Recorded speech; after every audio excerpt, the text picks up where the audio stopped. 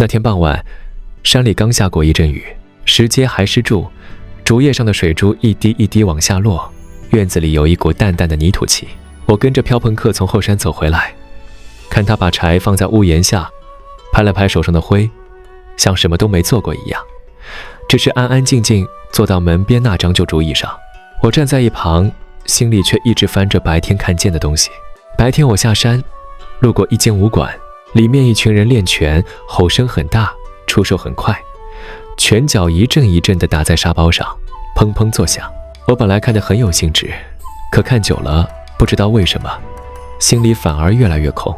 那里的人动作都不差，有的看起来很有劲，有的架子很漂亮，有的嘴里一边讲呼吸，一边讲发力，说得头头是道。可奇怪的是，我越看越觉得那些人像在跟什么东西对抗，不是在练拳，倒像在跟自己的身体过不去。有人一出手，肩先提起来；有人一转身，胸口就先顶出去；有人明明站着，脚下却像踩不住地；还有人练到满头大汗，脸色却越来越浮，眼神也没有沉下来，像火一直烧在上面，怎么也落不下去。我一边看一边想起漂朋克，他从来不吼，也很少在我面前讲什么高深道理，可每次看他站着走着，甚至只是低头倒一碗茶，我都会觉得这人才像真的在练什么。那不是动作像不像的问题，而是他整个人好像不散。我心里那股疑问一路憋到回山上，才忍不住问师傅，我今天看人练拳，看着看着忽然有点糊涂了。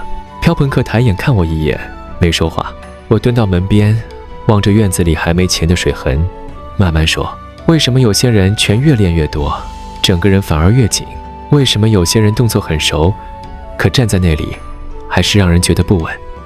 还有为什么有的人一开口就是功夫、气脉、发劲，可听久了不但不让人安，反而让人更乱？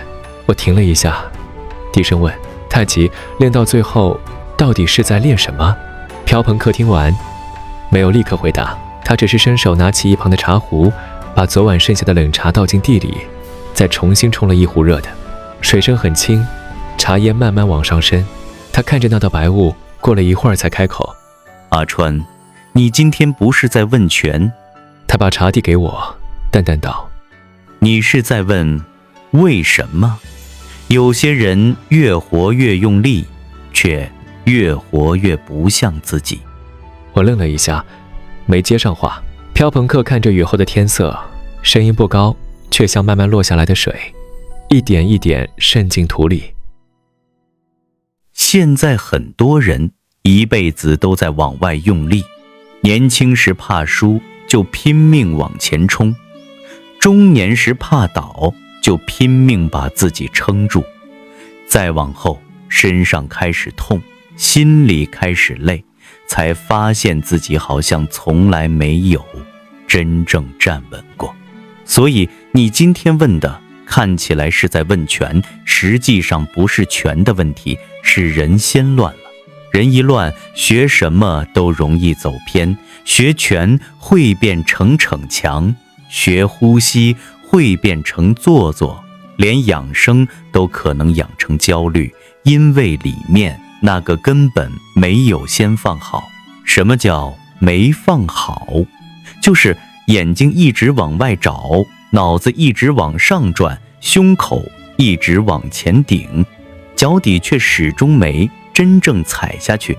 这样的人看起来在动，其实像一张被风撑起来的纸，表面有形，里面没根。风一大就抖，事一来就乱，身体一不舒服就更用力去扛。久了之后，人会养成一种很奇怪的习惯，明明累了却不会松，明明慌了却只会更硬，明明心里空，却还想靠更多动作把自己填满。你今天看到那些人多半就是这样，不是他们不努力，恰恰相反，是太努力了，努力到每一下都想做对，每一口气都想掌控，每一个动作都带着一点证明。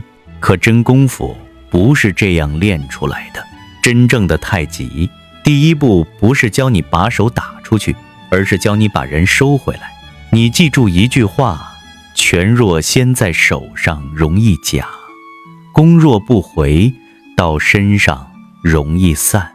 很多人一提到练拳，就只想到招式，哪一手先出，哪一脚先转，哪里要沉，哪里要发，这些当然重要，可都只是后面的事。前面的事是你这个人有没有先站回来。什么叫站回来？不是胸挺起来，不是下巴抬起来，也不是故意装稳。真正的站回来，是你心不再一直吊在上面，气不再一直堵在胸口，身体的重量能慢慢落回脚下，中间还有一个地方能把整个人安住。这样的人才算开始摸到太极的门。太极真正难得，不在他能不能打，而在他能不能把一个人从浮、乱、紧、耗里、面慢慢带回来，这才是他值钱的地方。你看现在人最常见的毛病，不就是这几样吗？坐住时心不在身上，站住时气不在脚底，说话时火先冲上来，睡觉时脑子还在跑。遇到事不是胸紧就是坚硬，遇到人不是想争就是想躲。就算没有大病，整个人也总像一根绷太久的弦，松不下来。这种状态时间一长，身体当然要出声音。有人脖子先硬，有人胃先缩，有人一到夜里心就乱。这时候若只是一直往外面补东西，未必有用，因为他缺的不是新方法，是缺一条回来的路。太极就是这条路，它不是把你变成另一个厉害的人，而是让你慢慢不再跟自己作对。先从哪里开始？先从学会不再上浮开始。人一浮，什么都假。念头一多，气就往上；情绪一急，气也往上。老想表现，气更往上。气老在上面，胸口就紧，肩颈就硬，眼神就散，脚底也慢慢空掉。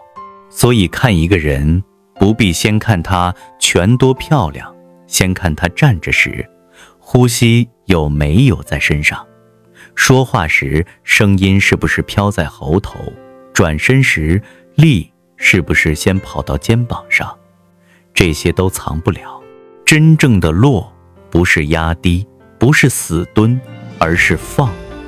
把肩放下来，把胸放下来，把那股急住往前冲的劲也放下来。等上面那些多余的东西开始松，人才有可能真正碰到地。脚底一实，心里那股慌就会少一点。腰胯一松，整个人就开始有转环。呼吸一深，胸口不再那么顶，念头也不容易乱炸。说穿了，就是教你安身。身不安，谈什么养命？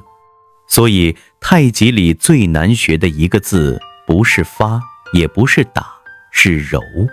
柔不是没有力量，柔是力量不先跟自己打架。柔不是退缩，柔是身上有余地，心里有空间。遇事不立刻撞上去。真正能久的，不是那种一直撑着的人，而是懂得把自己放回来，不乱耗的人。这就叫养命。养命不是神秘，就是把自己的活法改过来。从前你什么都往上提，现在慢慢学会往下放。从前你什么都往外散，现在慢慢学会往内收。从前你只会撑，现在开始知道松。从前你遇事只会冲，现在开始知道先稳。所以我常说，真正的功夫不是把劲推出去，是先把人收回来，收回眼神，收回呼吸，收回福气，收回那颗老往外跑的心。心一回来，身就比较容易安。身一安，气就比较容易顺。气一顺，很多你原本以为非得硬扛的东西，反而能慢慢过去。你若问我太极练到最后到底在练什么，我就一句话回你，不是练你比别人厉害，是练你不再把自己活散。拳只是门，透过它，你学会怎么站，怎么呼吸，怎么收心，怎么用力，怎么与自己和解。练到后来，你才会知道，原来最难的不是打出去，最难的是安下来。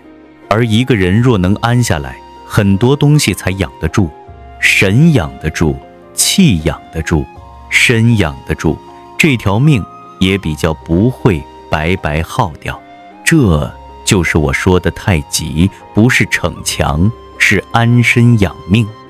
那晚我坐在门边听，注雨后竹叶偶尔落下一两滴水，忽然一句话也说不出来。我原本以为我想问的是拳，是招式，是内外家，是气，是功夫，可听到最后我才发现，我其实一直在问的是，人能不能不那么累地活着。朴朋克没再多说什么，他只是拿起茶碗慢慢喝了一口，像把话都收回了那口热气里。院子里的风很轻，远处山路还湿住。我低头看了看自己的脚，又摸了摸胸口，忽然有点明白了，原来真正该练的不只是手，是把那些浮在上面的东西一点一点放下来，把那些散出去的东西一点一点收回来，把这副身子重新安回自己里面。那晚之后，我没有急着去想新招，只是开始留意自己走路时有没有踩到地，说话时有没有先提气，坐下来时胸口是不是还吊着。我这才懂得朴朋克一直没明说的那件事，全不是拿来逞强的，真正的太极是让一个人慢慢学会不再跟自己作对。